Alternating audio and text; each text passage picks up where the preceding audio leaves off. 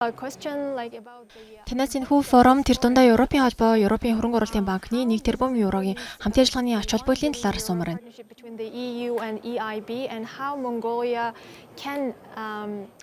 Монгол улс сэргийгдэх эрчим хүчний салбар дахь байр сууриа хэрхэн нэмэгдүүлэх боломжтой гэж харж байна вэ? Баярлалаа. Би хувьдаа энэхүү санамж бичгийг баталсанд маш их баяртай байгаа. Европын холбооны хамтран ажилладаг Европын хөрөнгө оруулалтын банк нь маш том санхүүгийн байгууллага ч гэсэн Монгол улсад өмнө харьцангуй бага үйл ажиллагаа явуулж байсан. Хэдэн төслөл хэрэгжүүлсэн.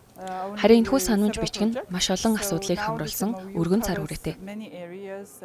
Тэгэхээр одоо засгийн газар Европын хөрөнгө оруулалтын банктай хамтран тус санхүүжилтийг зарцуулах салбаруудыг өөрсдөө тодорхойлно гэсэн үг.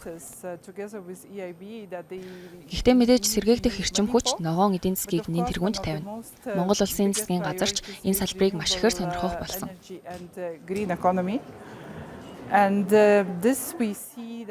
Монгол одоогоор сэргээгдэх эрчим хүчний нөөц бололцооныхоо ердөө тэг 106%-ийг ашигладаг.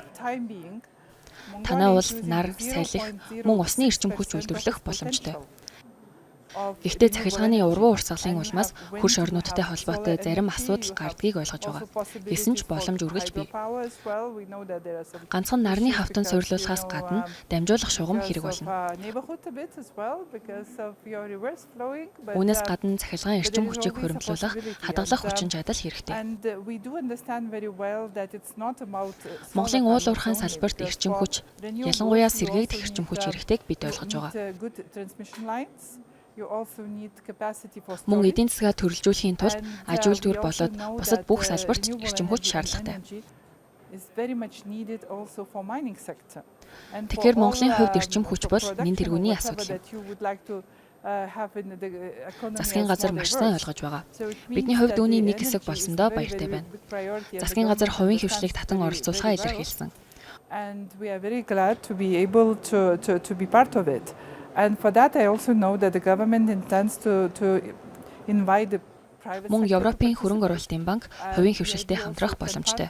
Энэ нь бүх талуудад үр өгөөжтэй хамтын ажиллагаа байх болно.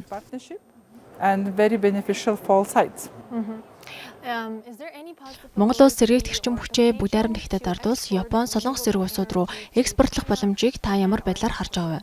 I understand that there are also some talks going on because Монгол улс сэргээгдэх эрчим хүчний ариун их нөөцтэй учир бүгд найрамдах Солонгос улс, Япон, бүгд найрамдах Хятад ард улс зэрэг улсууд Монголоос сэргээгдэх эрчим хүч авах өндөр сонирхолтой байдаг.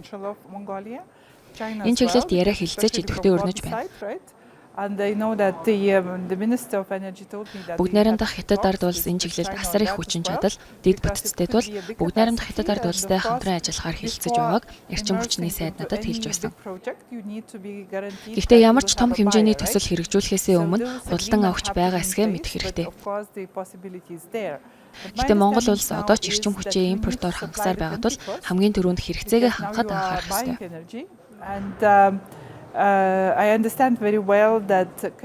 Үндэсний жинхэнэ тусгаар тогтнолд эрчим хүчний тусгаар тогтнол зайлшгүй чухал.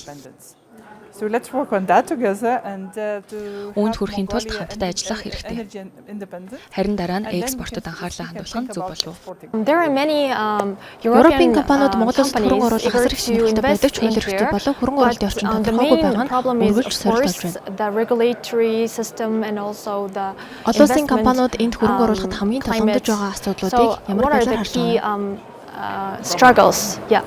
I do understand that there are quite a few bottlenecks. Тиймээ, ажил урагшлахад цаад болж буй хэд хэдэн зүйлс бий. Энэ онд индекс 6 нэгжээр буюу үйл ялэг буурсан үзүүлэлттэй байгаа. Хууль зохицуулалтын орчин тааруу байсан нь индекс унахад гол нөлөө үзүүлсэн. Монгол улсын засгийн газар зарим хууль тогтоомжид өөрчлөлт оруулахар зорж байна. Бидний харж байгаа хамгийн том бэрхшээлийн нэг бол хууль өөрөө биш, харин гаргасан шийдвэрээ хэрэгжүүлэх тал дээр унаад байдаг. Гаргасан шийдвэрийн 80 хүртэлх хувь нь хэрэгжихгүй байсаар байна. Тэгэхээр хичнээн ач холбогдолтой шийдвэр гаргасан ч хэрэгжихгүй байгаа гэсэн үг. Энийг би асуудал гэж харж байгаа. Хоёрдугаарт, аль ч улс орны бизнес эрхлэгчдэд урьдчилан таамаглах боломжгүй байдалд дургүй байдаг. Жишээлбэл зарим томоохон татвар дүрм журамд өөрчлөлт орох гэж байгаа бол засгийн газар эхлээд бизнес эрхлэгчдэд зөвлөх нь маш чухал. Бизнес эрхлэгчид ихэнх тохиолдолд шийдвэрийг эсэргүүцээд байдаггүй. Гэхдээ хэн ч гинтийн шийдвэрт дуртай байхгүй нь лавтай тул өмнө нь анхааруулж мэдэгдэх нь хамгийн чухал. Монгол улс 2026 онд COP17 бага хурлыг зохион байгуулна. Монгол улс энэхүү том хэмжээний арга хэмжээг зохион байгуулахын ач холбогдлыг та ямар байдлаар харж байгаа вэ? Бид хэрхэн үгээрээ дамжуулан манлайлалаа олон улсын тавцанд харуулах боломжтой болох вэ? Европын холбоо Монгол улстай хэдийнэ ойн салбарт хамтран ажиллаж байгаа. Юуны өмнө бид энэ чиглэлд бодит төслүүд хэрэгжүүлж, энэ түншлэлд дахиж гаргах нь хамгийн чухал.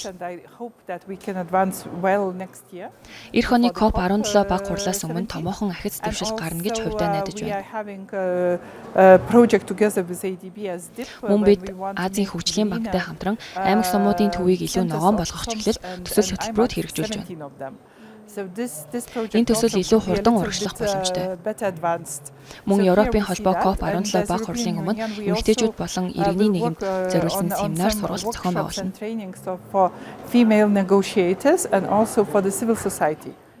Энэ ажлыг хийхээр аль хэдийн тохиролцсон бөгөөд бид үүн дээр хамтран ажиллах болно.